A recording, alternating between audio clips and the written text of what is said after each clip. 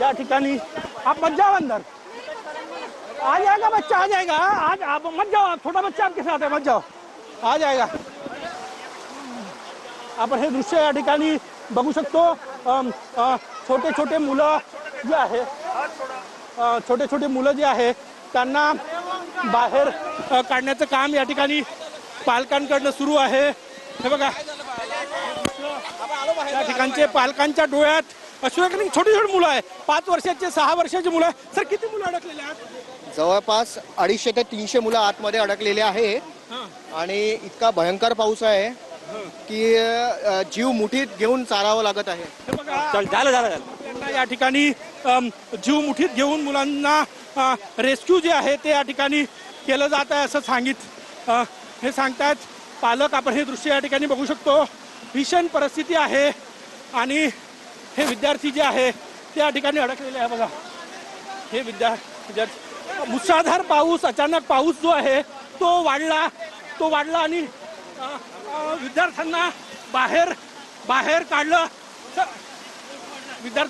काढलं जात आहे। बघा, पाऊसाची काय स्थिती आहे। अशा परिस्थितीमध्ये एक विद्यार्थ्यांना या ठिकाणी बाहेर काढलं जात आहे, बाहेर ठेवलं जात आहे, अशी परिस्थिती आहे।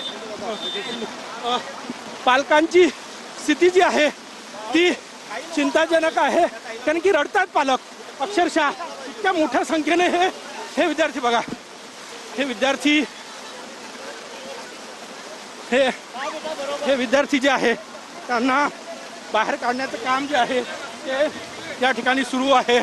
200 ते 250 विद्यार्थी आत आहे असं शिक्षकांकडनं सांगितलं जात आहे। त्यामुळे कठीण परिस्थिती। महानगरपालिकेच्या अग्निशामक विभागाचे जवान जे आहे ते या ठिकाणी पोहोचलेले आहेत।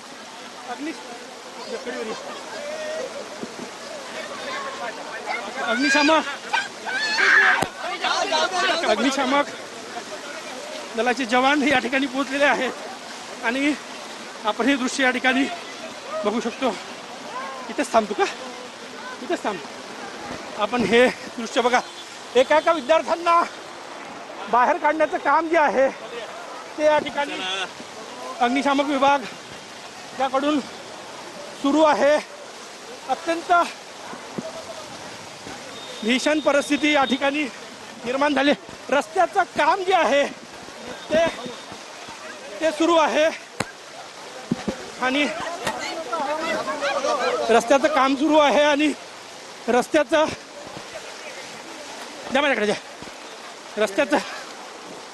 काम सुरू असल्याने या विद्यार्थ्यांना बाहेर काढलं जात आहेत। आपण हे दृश्य या ठिकाणी बघू शकतो, कारण की विद्यार्थ्यांची संख्या जी आहे ती इथेच थांब का, विद्यार्थ्यांची संख्या जास्त आहे। रेस्क्यू ऑपरेशन करणारे जवान, अजून पोलीस जे आहे तेही इथे आतापर्यंत पोहोचलेले नाही, पोलीस पोहोचलेले नाही आणि शाळेचा स्टाफ आहे।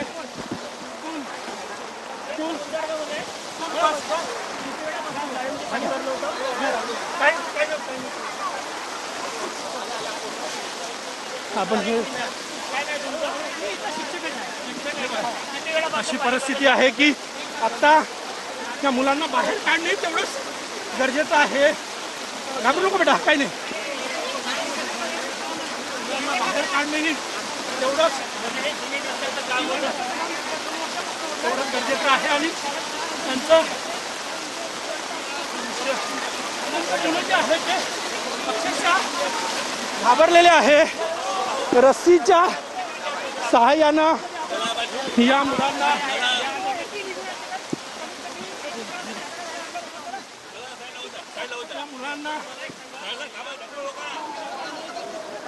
तर नागपूरमधली ही दृश्य आपण पाहतोय। सोमलवार शाळेचा हा संपूर्ण परिसर आहे। पाण्याचा प्रवाह अगदी वेगानं त्या ठिकाणी आहे। अगदी कमी वेळात मुसळधार पाऊस त्या परिसरात झालेला आहे आणि त्यानंतर हा संपूर्ण परिसर जलमय झालाय। रस्त्याचं काम सुरू होतं त्यामुळे अधिकच त्या ठिकाणी पाणी साचलेलं आहे। 200 ते 250 विद्यार्थी त्या शाळेत होते, त्यांना रेस्क्यू केलं जात आहे। या भर पावसात पाण्यातून त्या मुलांना रेस्क्यू केलं जात आहे। काही मुलं घाबरलेली आहेत, काही मुलं रडतायत। शाळेतनं बाहेर काढताना पाण्याच्या प्रवाहातूनच काही जण त्यांना उचलून घेत आहेत। अग्निशमन दलाचे जवान त्या ठिकाणी पोहोचलेले आहेत, अजूनही पोलीस त्या ठिकाणी पोहोचलेले नाहीयेत। शाळेतलेच काही लोक, काही अग्निशमन दलाचे जवान हे सगळे जण मिळून या मुलांचा रेस्क्यू करतायत। TV9 मराठीचे प्रतिनिधी जे आहेत ते सुद्धा मुलांच्या रेस्क्यूसाठी तिथे मदत करताना आपण पाहतोय। 200 ते 250 मुलं त्या शाळेमध्ये अडकून पडलेली होती आणि त्या सगळ्या मुलांना आता रेस्क्यू केले जाते। लहान लहान मुलं आहेत ही सगळी।